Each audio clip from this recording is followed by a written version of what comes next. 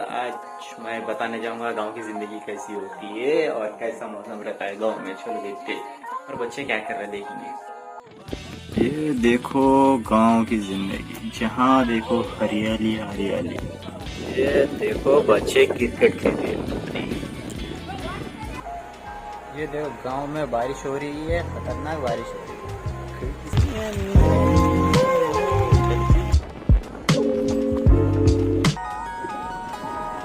गांव का तालाब है, अपन तालाब के पास ठहरे हुए। सांपों के अलावा मच्छियाँ भी है।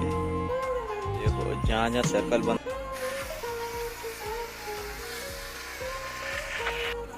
ये देखो खेत में चुसाई हो रही है।